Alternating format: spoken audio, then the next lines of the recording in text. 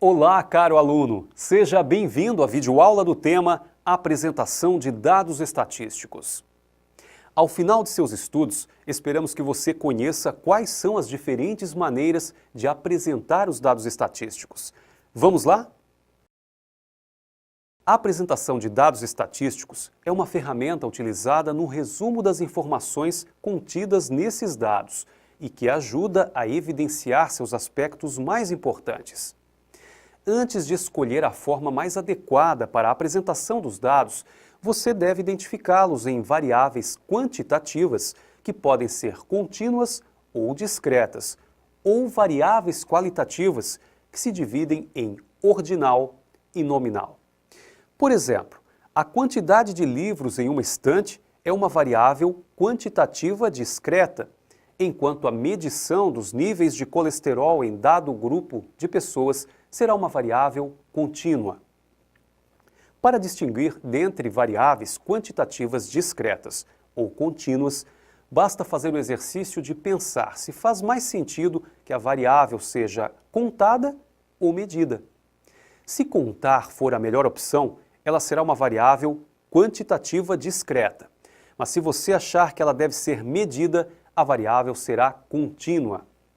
Quando queremos classificar um grupo em fumantes ou não fumantes, em pessoas do sexo masculino ou feminino, ou se queremos classificar as peças de uma fábrica em defeituosas ou não defeituosas, chamamos de variável qualitativa nominal. Porém, quando a ordem fizer diferença, como é o caso de classificar as pessoas de determinada cidade em classe A, B ou C, em referência ao salário que ganham, podemos chamar de variável qualitativa ordinal. Após saber qual é a natureza dos dados, devemos organizá-los em uma tabela. Nessa tabela, podemos colocar os dados em ordem crescente ou decrescente, dependendo do que for mais conveniente para apresentá-los. Talvez essa organização tenha que seguir uma ordem cronológica, quando se trata de uma série de dados, ou seja, quando existe uma frequência histórica de algum fenômeno, como a quantidade de chuva mensal em uma cidade ao longo do ano. Ou talvez faça ainda mais sentido trabalhar com as porcentagens dos dados. Já os dados brutos são os dados que acabaram de ser coletados e ainda não tiveram nenhum tratamento estatístico. Tampouco foi pensada numa forma de representá-los de uma maneira mais didática. Se esses dados brutos estiverem representados de forma crescente, podem ser chamados de rol. Depois de classificar os dados brutos de acordo com a natureza dessas variáveis, vamos escolher quais tabelas podemos usar para apresentá-los. Podemos organizar nossos dados em uma tabela com a frequência absoluta e frequência relativa. Um exemplo pode ser um grupo de 150 pessoas, em que vamos verificar quem é fumante e quem não é. Se 30 pessoas foram verificadas como fumantes, a frequência absoluta de fumantes é de 30 pessoas, enquanto que a frequência relativa será de 30 divididos por 150, que resulta em 0,2 ou 20%.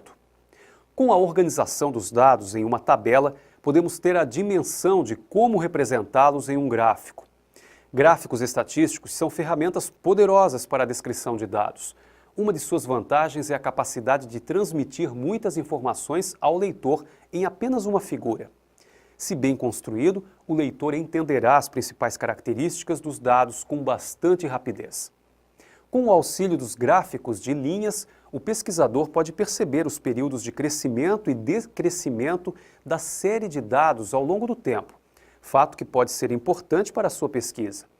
Para um mesmo conjunto de dados, podemos construir gráficos de colunas, barras ou setores, ou seja, aquilo que o pesquisador observar como mais didático para a apresentação dos seus dados. Esses mesmos gráficos ainda podem ser feitos em 3 dimensões com o auxílio de programas específicos para isso, como o Excel da Microsoft e o Calc da OpenOffice. Bem, chegamos ao final da nossa videoaula. Esperamos que você tenha aproveitado o nosso encontro e lembre-se de que, com um gráfico bem construído, o leitor entenderá melhor e com mais rapidez as principais características dos dados. Obrigado pela companhia e até breve.